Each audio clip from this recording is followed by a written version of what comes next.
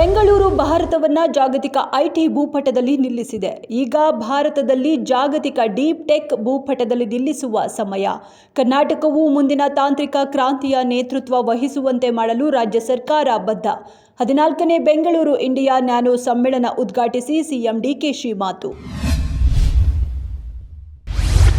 ನಟಿ ತ್ರಿಷಾರನ್ನ ಗುರಿಯಾಗಿಸಿಕೊಂಡು ಪರೋಕ್ಷವಾಗಿ ಅಶ್ಲೀಲ ಹೇಳಿಕೆ.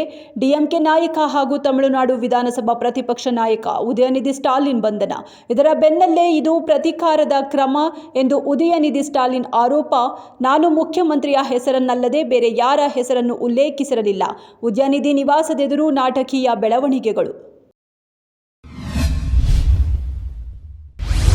ನಟಿ ತ್ರಿಷಾ ಅವರನ್ನ ಉಲ್ಲೇಖಿಸಿ ಮಾಡಿದ್ದರೆನ್ನಲಾದ ವಿವಾದಾತ್ಮಕ ಹೇಳಿಕೆಗೆ ಸಂಬಂಧ ಪ್ರಕರಣದಲ್ಲಿ ವಶಕ್ಕೆ ಪಡೆದಿದ್ದ ತಮಿಳುನಾಡು ವಿಧಾನಸಭೆಯ ವಿರೋಧ ಪಕ್ಷದ ನಾಯಕ ಉದಯನಿಧಿ ಸ್ಟಾಲಿನ್ ಅವರನ್ನ ವಿಚಾರಣೆ ನಡೆಸಿದ ಬಳಿಕ ಇಂದೇ ಠಾಣೆ ಜಾಮೀನಿನ ಮೇಲೆ ಬಿಡುಗಡೆ ಮಾಡುವಂತೆ ಮದ್ರಾಸ್ ಹೈಕೋರ್ಟ್ ತಮಿಳುನಾಡು ಪೊಲೀಸರಿಗೆ ಆದೇಶ.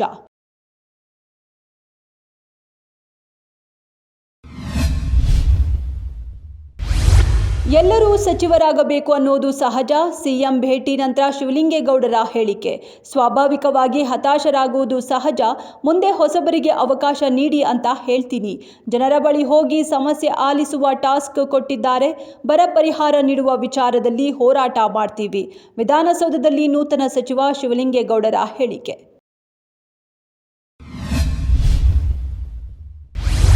ಉತ್ತರ ಪ್ರದೇಶದ ಸರ್ಕಾರಿ ಶಾಲೆಯೊಂದರಲ್ಲಿ ತರಗತಿ ಅವಧಿಯಲ್ಲೇ ಶಿಕ್ಷಕ ಬೆಂಚ್ ಮೇಲೆ ಮಲಗಿದ್ದು, ಇತ್ತ ಶಿಕ್ಷಕರ ಗಮನವಿಲ್ಲದೆ ವಿದ್ಯಾರ್ಥಿಗಳು ಮೊಬೈಲ್ ನೋಡುತ್ತಾ ಕುಳಿತಿರುವ ಘಟನೆ ಬೆಳಕಿಗೆ. ವಿಡಿಯೋ ಸಾಮಾಜಿಕ ಜಾಲತಾಣಗಳಲ್ಲಿ ಸಖತ್ ವೈರಲ್ ಆಗಿದೆ. ಸರ್ಕಾರಿ ಶಾಲೆಯ ತರಗತಿ ಕೊಠಡಿಯಲ್ಲಿ ಶಿಸ್ತು ಮತ್ತು ಮೇಲ್ವಿಚಾರಣೆಯ ಕೊರತೆ ಎದ್ದು ಕಾಣುತ್ತಿದೆ.